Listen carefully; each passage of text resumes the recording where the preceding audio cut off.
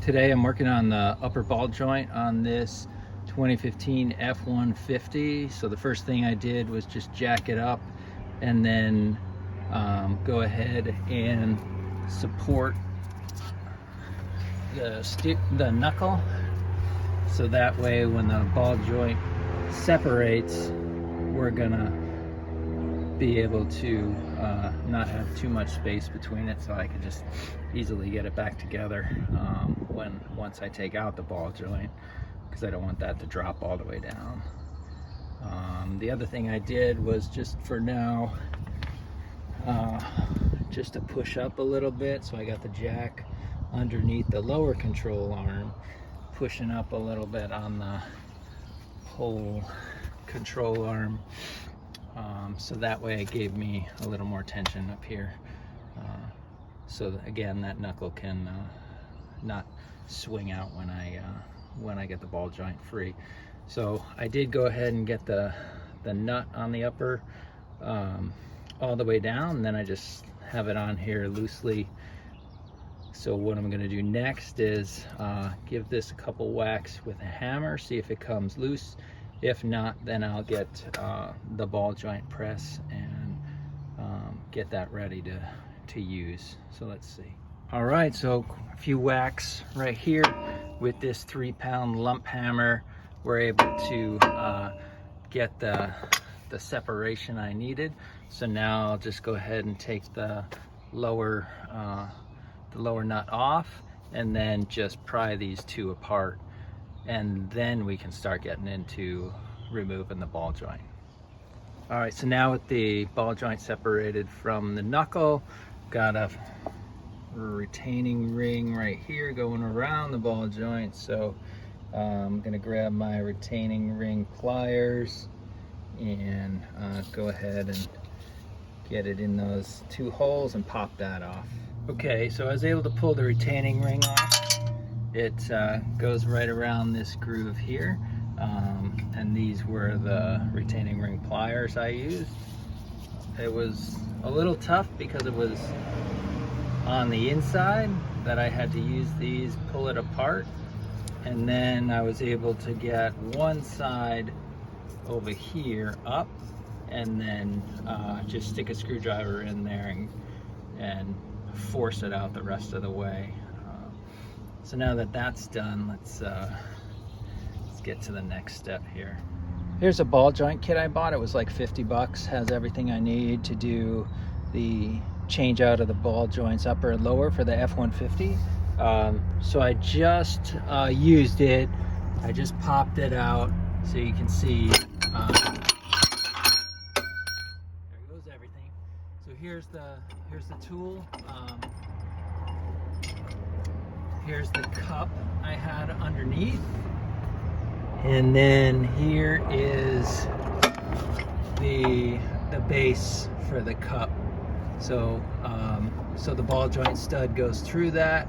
The cup is sitting on the upper control arm, and then once you get this on, you go ahead and start cranking away on the screw. So so I did that a few turns, and it came through. So here's the old one, and I'll go ahead and put the new one on. So it is important to know the direction of these flats, because you got to put it on the same way, because that's how the ball joint moves. So on the screen, it's gonna move back and forth this way. So you got to make sure you put it back the same way as you took it out. So before I start putting on the new ball joint, I'm just going to use some brake parts cleaner and go ahead and clean up around and on the inside, because I want that press fit to be nice when I go ahead and press the new one back in. So just make sure all the crap on the inside there is cleaned off, and you're pressing in from the bottom, so make sure you're cleaned up on the underside as well, so you're not dragging all that junk in there. Here's a new ball joint I got. I got the Moog ball joint, the K500 422. That's the upper. It's greasable on the top, so I'll put the little grease fitting in there once I'm done. And it's got the two flats on either side, so again, those are facing front and back, and then this little hole, it says in the direction, faces towards the wheel. So I'm gonna go ahead and just slide that in there and hold it there, and then I'll get the ball joint tool on here. So I'll get the cup here, so it actually is pressing on the ball joint flange on both sides, and then I'll get the cup on the top, which actually goes around the ball joint and sits on the control arm, so that way it can get pressed in. So let me go ahead and get that. Okay, so I got the installation tool on. You can see the ball joint right here. So the cup is pushing on the bottom, the flange there of the ball joint.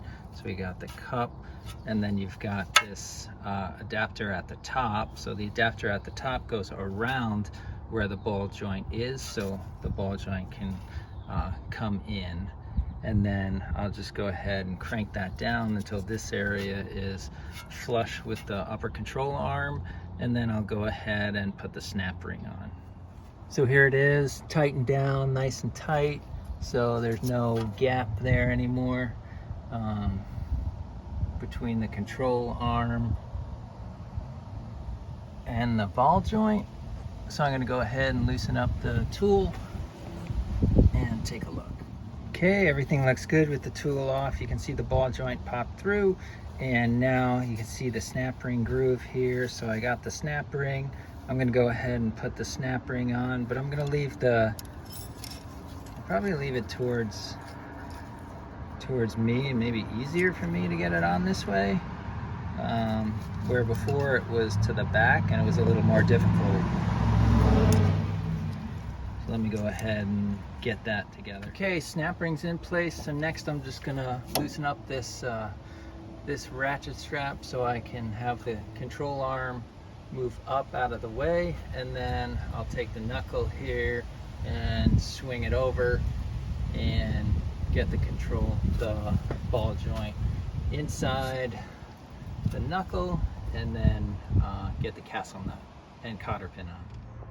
Now that I got the ball joint and the knuckle back together, just cut a couple threads on there, but what you got to do is go ahead and torque that, and what I saw, it's 46 foot-pounds, and then the castle nut has a cotter pin that goes through, so you've got to turn the nut to align it to where the hole on the ball joint stud is, and then stick the cotter pin through. I'm not going to do that right now because I'm going to start working on the lower ball joint next, and you're going to have to release this again when you do the lower ball joint. So we'll just go ahead and leave it at this, and then I'll start on the lower.